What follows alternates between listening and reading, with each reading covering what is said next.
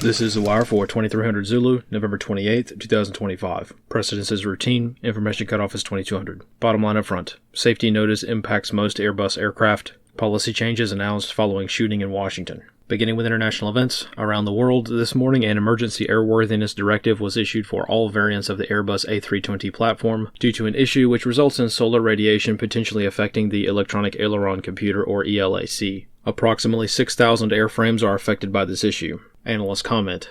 The fix for this issue is reportedly a software update, however it's quite a serious problem. Per the notice provided by the European Union Aviation Safety Agency, this issue causes the aircraft to randomly nosedive during a flight. This was identified by an A320 experiencing this phenomenon during a routine flight, which prompted an investigation and thus the discovery of the problem. No affected aircraft are allowed to carry passengers until the issue is fixed, so delays will certainly come about as the thousands of affected aircraft are ferried to maintenance sites during the busiest travel season of the year. On the home front in Washington, D.C., yesterday afternoon the White House confirmed that Specialist Sarah Beckstrom, one of the guardsmen attacked at Farragut Station, died yesterday afternoon from wounds sustained during the engagement. Air Force Staff Sergeant Andrew Wolf remains in critical condition following several surgeries over the past 2 days. Analyst comments for this wire. The aftermath of the ambush in Washington has resulted in a few policy developments on multiple fronts. In various social media posts and press conferences, the White House has stated that all immigration will be, quote, permanently paused from all third world countries. A mass overhaul of the legal immigration system is also planned, as migrants with legal resident alien status from a list of 19 high-risk countries will be investigated for ties to terror groups.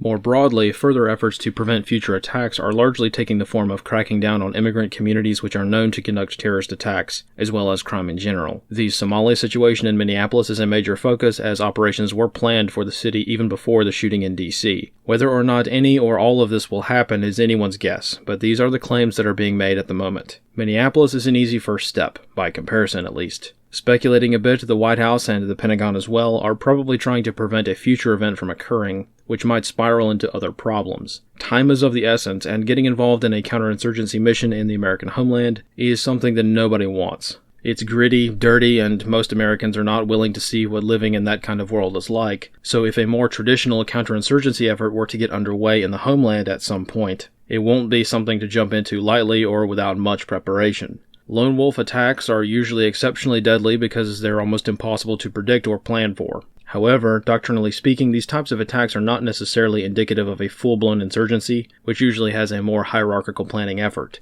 However, reflecting on what's happened so far this year, each passing travesty has drawn together the fields of counterterrorism and counterimmigration. At this point, the American people are finding out that there is much more overlap between these two mission sets than previously realized. This concludes The Wire for 2300 Zulu, November 28th, 2025.